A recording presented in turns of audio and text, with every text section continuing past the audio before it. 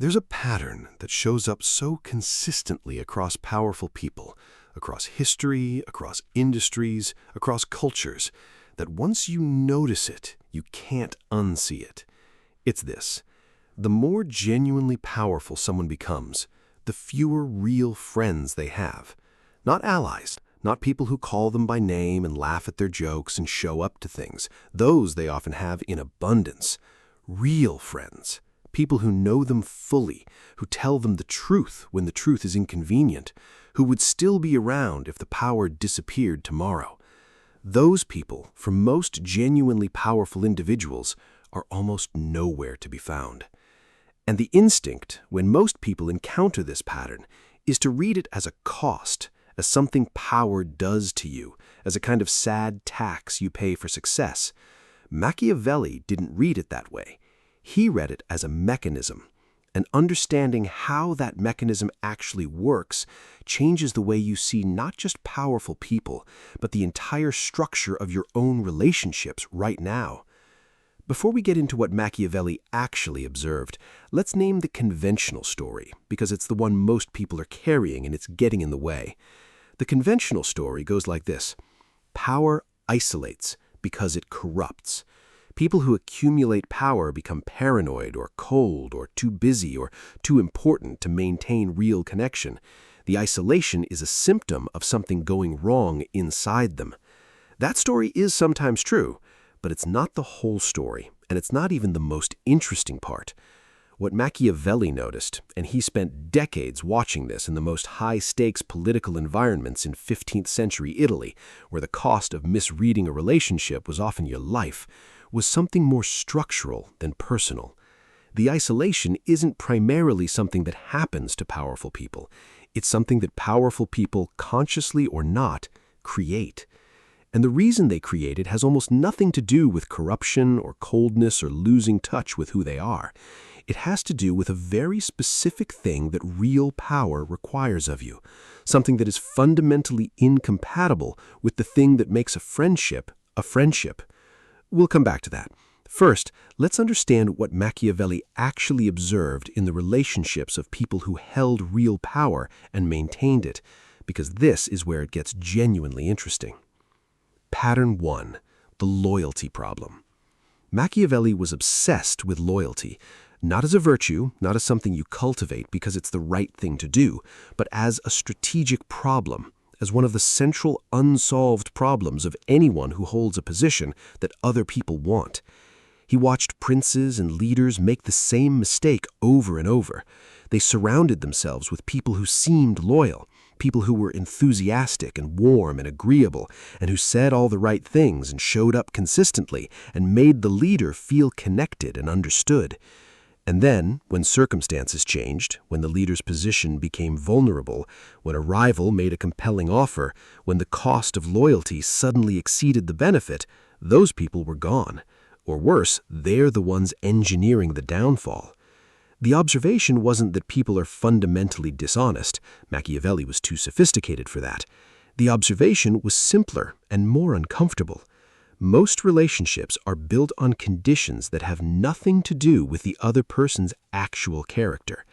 When things are good, when you're stable, when you're rising, when being associated with you carries benefits, almost everyone around you will seem loyal.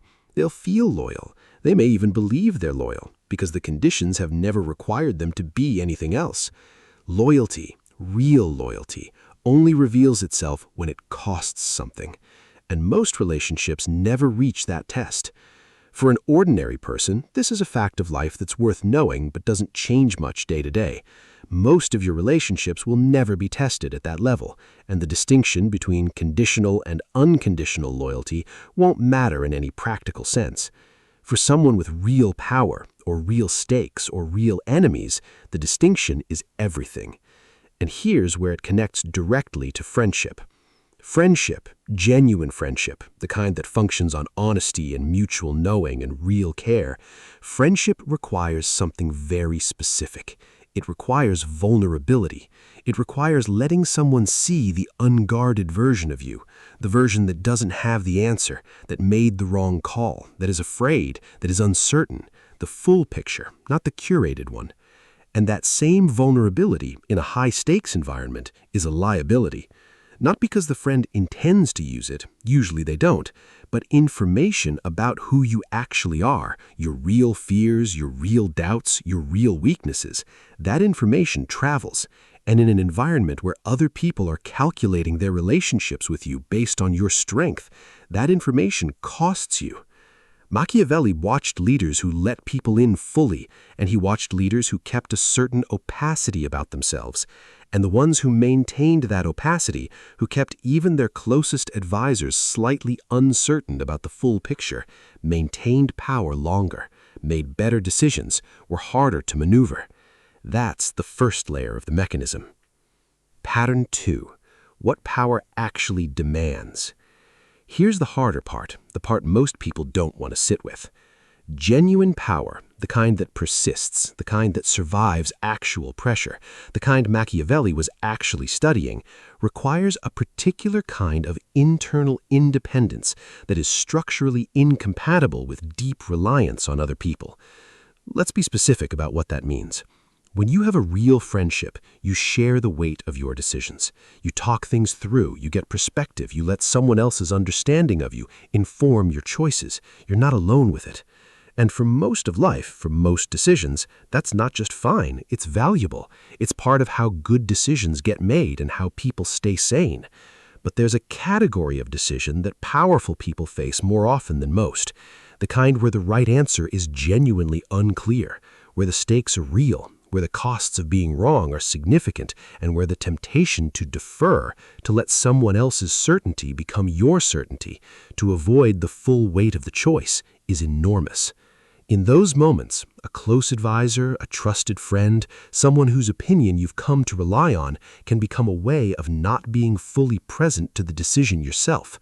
Not because they're bad advisors, but because the comfort of their certainty can substitute for the harder work of developing your own.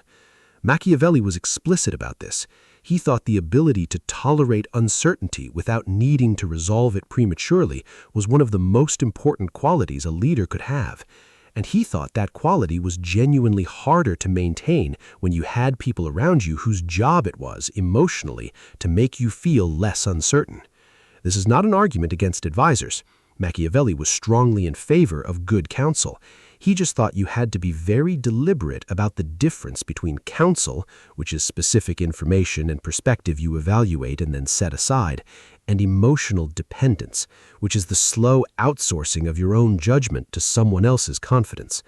Friendship, real deep friendship, tends to blur that line because the relationship is built more than information exchange, it's built on care. And care in a high-stakes environment can quietly compromise judgment in ways that are very hard to see from inside. The most powerful people Machiavelli studied weren't cold. They weren't incapable of warmth or connection. Some of them had deep emotional lives, but they had learned to hold those connections at a certain structural distance from their decision-making, to keep the relationship real and the weight of choice their own. That's a lonely way to operate. It's genuinely lonely. And it's not a flaw in the system, it's the design.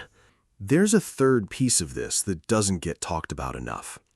The people around someone with power develop a vested interest in that power continuing. They benefit from your stability. They've organized their lives, their livelihoods, their sense of who they are around proximity to you. And that means they have a very strong, usually unconscious incentive to tell you what keeps you stable rather than what is actually true. Not because they're manipulative, because they're human. The advisors who told the emperor he looked magnificent in his new clothes weren't all cynics running a con. Most of them genuinely believed they were being helpful. They'd watched what happened to the people who said uncomfortable things, and they'd learned, without anyone telling them explicitly, that the acceptable range of feedback had a ceiling. Machiavelli saw this dynamic everywhere, and he thought it was one of the most dangerous things that could happen to a leader, not the presence of enemies, but the absence of people willing to tell you the truth. Because without accurate information about reality, you can't make good decisions, and without good decisions, it doesn't matter how much power you have. You'll eventually make a catastrophic call, and the power won't survive it. The solution he proposed was uncomfortable. He thought leaders needed to actively seek out the people who would tell them things they didn't want to hear, and protect those people explicitly, not as a performance of openness, but because they were the only ones providing information that had real value. But here's the tension. The people who will actually tell you the truth, who have no particular stake in your stability, who will say the uncomfortable thing without calculating its effect on their position first, those people are almost never the people closest to you. They're almost never your friends. Your friends love you, and love, in most cases, softens the truth. It's not a flaw, it's part of what love is, but it means that the most honest mirrors are almost always strangers, or rivals, or people who have nothing to lose and nothing to gain from your reaction. The people with the most accurate view of you are rarely the people you're closest to. That's the mirror problem. And it's another reason that the architecture of power tends, structurally, toward a certain kind of distance, even from people the powerful person genuinely cares about. Now, let's bring this somewhere useful, because everything so far is just description if it doesn't translate. You are probably not managing a principality. The specific dynamics of 15th century Italian statecraft are probably not your daily reality. But the underlying mechanism Machiavelli identified is not specific to that context. It's a description of something that runs through any situation where real stakes are present and real decisions have to be made. And most people are facing a quieter version of it right now. Here's what it looks like at a smaller scale. Every time you face a decision that actually matters, a career move, a relationship choice, a confrontation you've been avoiding, a change you know you need to make but haven't, you have a choice about where to source your certainty. You can get it from outside, from the people around you, from the consensus of people who care about you and want the best for you, from the comfort of having other people confirm that you're making the right call. Or you can develop it from inside, from doing the harder work of sitting with the uncertainty yourself, from consulting people not to get their validation, but to get their specific knowledge, from making peace with the fact that on the decisions that actually matter, you will almost never have enough information, and you will almost never feel fully ready, and the only thing to do is decide from who you actually are, rather than from who the room seems you to be. That second way is lonelier, not dramatically lonely, not painfully isolated lonely, just the quieter loneliness of knowing that in the moments that actually count, the weight is yours. And what Machiavelli observed across enough cases to have genuine confidence in the pattern is that the people who can tolerate that loneliness without needing to resolve it, who don't collapse into the room's consensus just to feel less alone with it, those are the people who make the decisions that hold up over time.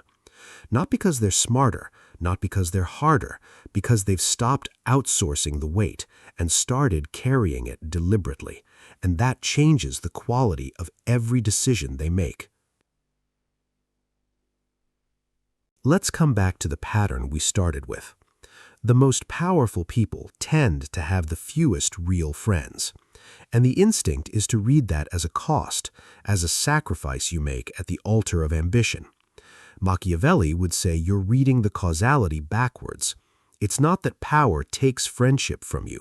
It's that the kind of internal independence that real power requires, the tolerance for uncertainty, the resistance to outsourcing judgment, the willingness to be the last stop for a decision rather than one voice in a chorus, that independence is what friendship, real friendship, quietly works against. Not because people you love are bad for you, but because love tends to organize itself around your comfort, and your comfort and your clarity are not the same thing. They're often in direct tension. The people who built something real, who made decisions that held under pressure, who maintained authority over time without being captured by the expectations of the people around them, they figured out how to love people without needing those people to be their certainty. They kept the warmth and released the reliance. That's not a personality type. It's not something you either have or don't. It's a practice. And like every practice Machiavelli wrote about, it starts not with a technique, but with an honest look at what you're actually doing right now. Where are you getting your certainty? From inside? From actually sitting with what you think and what you know and what you've decided? Or from outside, from the consensus of people who would rather you feel steady than tell you the thing you actually need to hear? That question is worth more than whatever answer you come up with right now. Because the work isn't to answer it once, the work is to keep asking it. Every room you walk into, every decision that actually matters, every moment where the weight is real and the temptation to hand it to someone else is strong, keep asking it. Machiavelli would tell you the answer you give consistently over time in the moments when it costs something, that answer is who you are. And who you are is what the world responds to. If you've made it here, you already know what we're building. No performance, no motivation poster energy, just real ideas from people who spent their lives actually studying how power and human nature work, explained clearly, applied to the life you're actually living. The way you make decisions, the way you handle uncertainty, the way you carry yourself in situations that don't have obvious right answers. If that's what you came for, subscribe. The bell is worth turning on because we don't post every day. We post when there's something worth saying. You already know from this video if this is for you. We'll see you on the next one.